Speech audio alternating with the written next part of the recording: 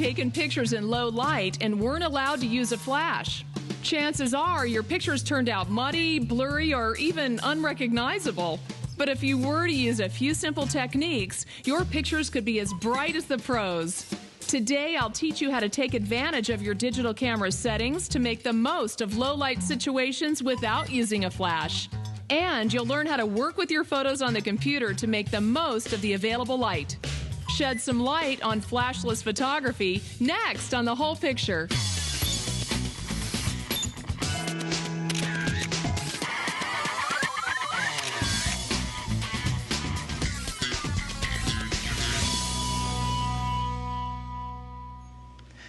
Welcome to The Whole Picture. I'm Erin Manning. How many times have you found the perfect subject to photograph, but low light just ruined the picture? Well, you're not alone, because shooting pictures in low light can be one of the trickiest jobs in the business. Now, on today's show, I'll talk all about shooting in low light without using a flash. I can assure you, as a professional, there are plenty of situations you'll be shooting pictures in where using a flash just isn't possible or isn't allowed. And the lighting situations can be challenging, to say the least. Now, think about all the pictures you've taken at your kids' play or the art museum or even at your favorite band or rock concert. These are all great examples of shooting in low light situations where using a flash just probably wasn't possible. But don't worry, today I'll teach you some techniques that will show you all kinds of new things about shooting in low light without using a flash and shed a little light on the subject. Let's take a look at some of the pictures I took in low light. Now, this is actually at a kid's play on stage, so I've got stage lighting on her. I went ahead and adjusted my camera settings. I used a lower aperture, so I was able to blur out the background a little bit and really bring her into focus.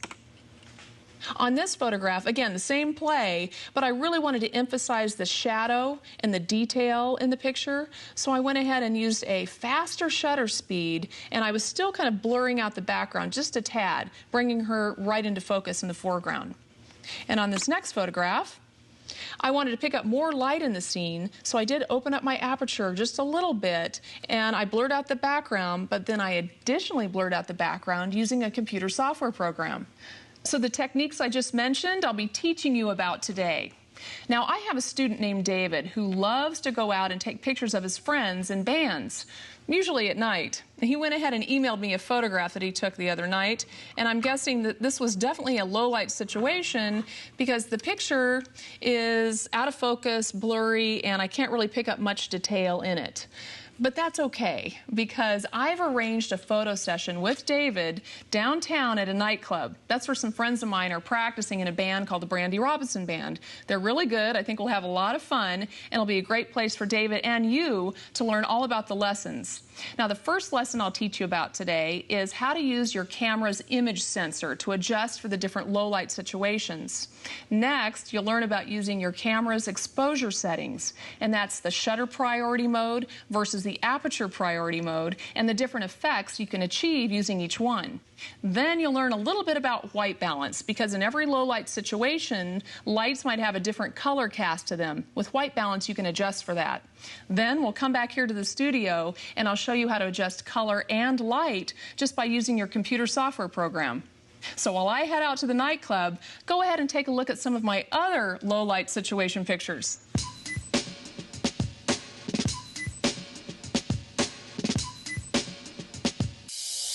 In the mud about taking great low light pictures? Up next, I'll show you how to increase the sensitivity of your camera's photo sensor so that your pictures will be crisp and clean. And we'll show you how to pump up the light that's hitting your sensor in the first place so you get the best pictures possible.